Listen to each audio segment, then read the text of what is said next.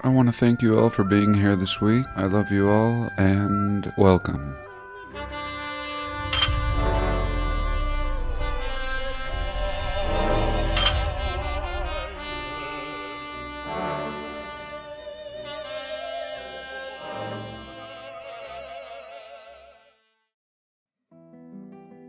I'm always outraged when I do this research, but what upsets me most is when we see the manipulation of history taking place in modern times, in real time. I've been sitting on this for a week, and let's have a little look. May 24th, 2024. The last major Arabic-style mosque in China loses its domes. Well, it lost a lot more than its domes. Here we go. So this is the last mosque in China. There we go. Look at this cheap Chinese facade. You see they've kept the original arches, kept the original windows. They just knocked down the 5 domes. Maybe the domes are still under here, just covered up, similar to these spires. But a true outrage. Some of my favorite photos of China are the old Greco-Roman buildings we find in Shanghai, for example. Absolute proof that the same thing was going on. The same people occupied every corner of this realm. This is original, and this has been repurposed to suit the local and national narrative. Absolutely disgusting. And if you need any more proof, China was not China. This BS that they're trying to sell us is very similar to what we experience in North America. Cowboys, Old West, log cabins, all nonsense. Every nation got a facelift to suit the stories the people would be told.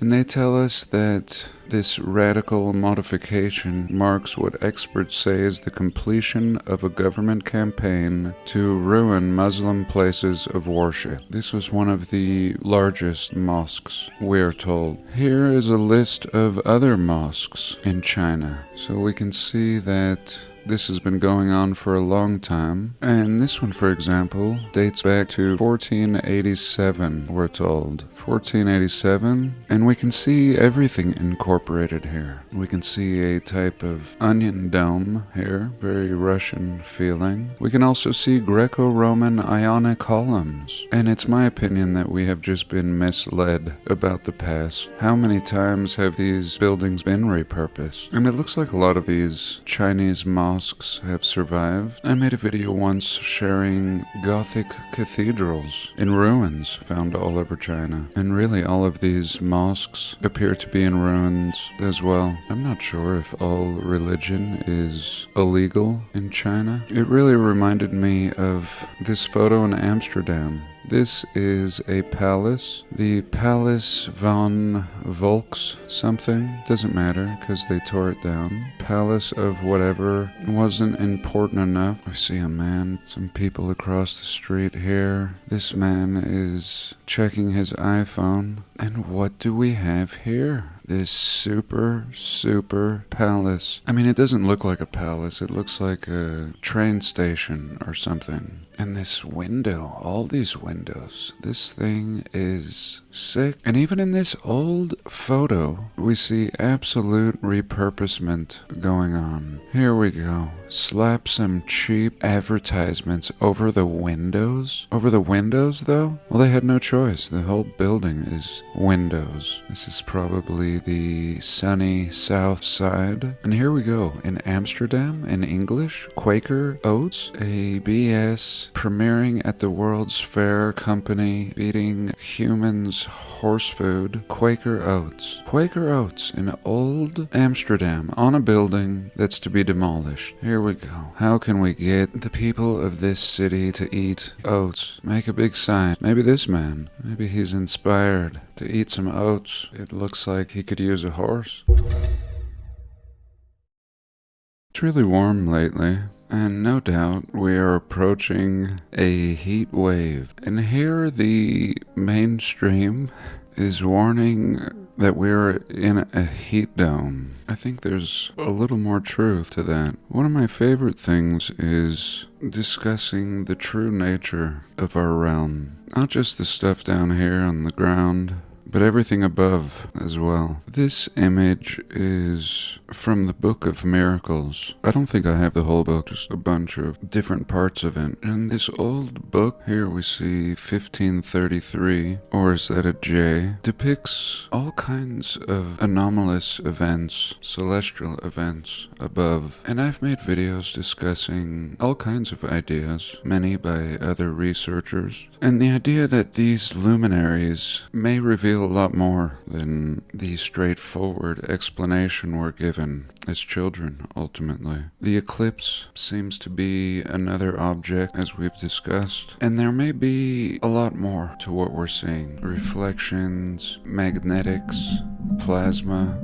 As far as I'm concerned, everything is on the table. And while thinking, just thinking, one day, I grew excited and connected some dots. Again, you know how I feel, at least most of you. Not flying through space, not spinning. Rather, these luminaries are moving above us. And very predictably. I mean, astrology and the documentation of the luminaries, the predicting, is a very old science. There's no new stars up there. The occasional anomaly, but really pretty boring. The same stars spinning around predictably every night, all day. And that brings me to, what could the sun be? What could all these luminaries be? Sometimes they tell us they're solid, sometimes they tell us gas. We've even discussed that they may simply be reflections. But today I want to show you this video of some man recording outside on the street while there was a storm. Storm doesn't look too bad. And suddenly this plasma burst begins arcing along the wires. And I'm sure many of you have seen this, but it was the idea of pairing it with what we may be seeing in the sky above. This same phenomenon that happened on accident here may be built into the construct of this realm. And you can see, really, it's not too dissimilar from a sun. We can even see a second plasma ball eclipsing it, essentially swallowing it up for a moment and merging into it. Even what seems to jump ahead of it, as if it has a stronger current and overtakes the first luminary. And this is very local, but you can tell that the sun, at least from what we can see, identical to what our eyes would see. This bright plasma glow traveling as a ball of light across this wire. And now, of course, there's probably not metal wires up there, but we can agree that there are waves. Everybody can agree that there are energetic waves. And what is now today dubbed slightly alternative, the idea of ley lines. And I say why slightly, because when we look at old maps, it appears that these lines are well charted and documented and slowly disappear as modern map making progresses. So let me know your thoughts. I think it's interesting how life will give us clues. This is anomalous. This doesn't happen all the time, and even more rare for somebody to capture it. But if we look at history, we see that such anomalies have been going on as far as history has been recorded. So let's look at something else. Okay, let me take you way back to my research. If you haven't seen my older videos, and my older videos are like discovering this all in real time. Before we had the community that we do today, a community that helps cross-examine this research. I would never want to tell anyone what to think, only to share what I think and what I'm seeing. And I thought this from day one. It's just that so many subjects, photos, ideas have been not only kept from us, but buried, left out of history. Like this city, surrounded by a giant wall. 80% of these towers knocked down. Historically, we're told they date back to the Dark Ages and the Black Death, the plague. And this is what's left over from a city. Bologna, what we in America call baloney, and how appropriate. A great way to obscure this word. And many people that are from the city express that They had never seen this photo. And it's the same with our research, similar to growing up in America and never hearing a peep about the world's fairs, or all the beautiful brick and Greco-Roman ruins that can be found in this nation. But that was before I knew about everything. Just seeing this photo really resonated with me. And it didn't tell the whole story, but it let me know that something wasn't right, that we weren't getting the whole picture. Later I saw a picture, or I should say a map, of Iceland. This is not a north and south layout as we're used to seeing, but what I thought was amazing was not only the completely ice-free condition of this island, of Iceland. If you look at old maps, it's spelled like island, and there's no ice on it. It's ice-free, looks pretty lush, has castles, and more importantly, for me, especially at this time and still today, was the skyscrapers. 3 giant ones here next to this castle, another towering building next to this castle, and then we see tents down here. Primitive tents, primitive people holding primitive tools. And the name we're given here is Saxa. And for this castle, we see Skull Bolden. So these map makers were not crazy.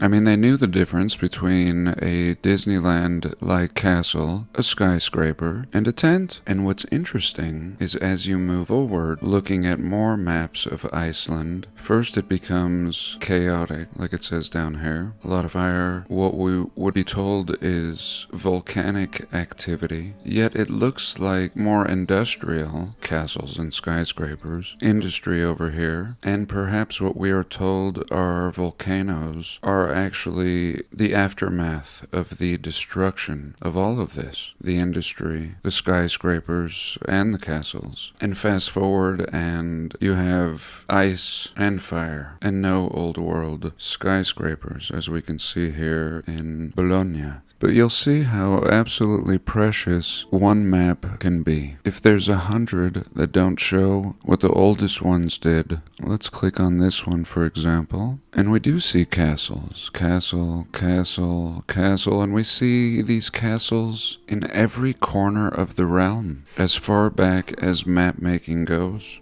And like I showed you before, these map makers were very clear to depict a tent, a skyscraper, and a castle so that it could be clearly recognized for what it was. Any person that could chart a coastline must also know what they're doing. Here we can see that Stolen History has made an attempt, pretty good one, to locate this castle. And let me know what you think. I think they're pretty right on. And we see a big national park, essentially not a modern inhabited area and highly controlled. And here we can see it on the Google Earth. Looks like we're in the right area. And it would have been somewhere down here. Unbelievable. Absolute wasteland. And yet we do see these craters, what looks like blast marks more than volcanoes. I mean, look at this. Something has been wiped out here. And now it's a nature area, hot springs, swamplands, and at least the island is still here. We see a lot of doctoring here. I think a clue, but I think this little exploration is a good indication that something fishy went on in our past. If you didn't know anything, like I said, the clues always present themselves, even if we're not looking for them. So let's look at something else.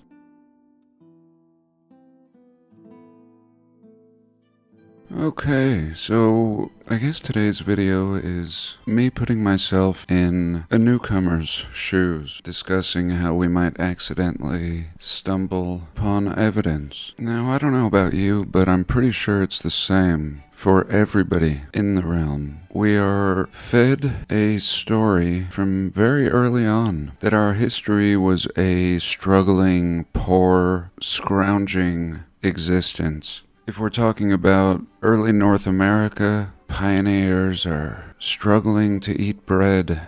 using outhouses, barely getting a bath, living in log cabins, metal shanties. If we're talking about Europe, the people are throwing their waste out the window in buckets. We're told they invented high heels because there was so much filth in the streets. We're told of Native Americans living alongside these people, also struggling. Such a rough world. And then we see a depiction from 1834. Paris, horse and wagon. A city that seems beyond the capabilities of the people. We go to Ireland in 1852. We see the same thing. Montreal, Canada, 1866. And we might begin to ask ourselves the same questions as before. Is this normal? Does this fit with the history I've been sold?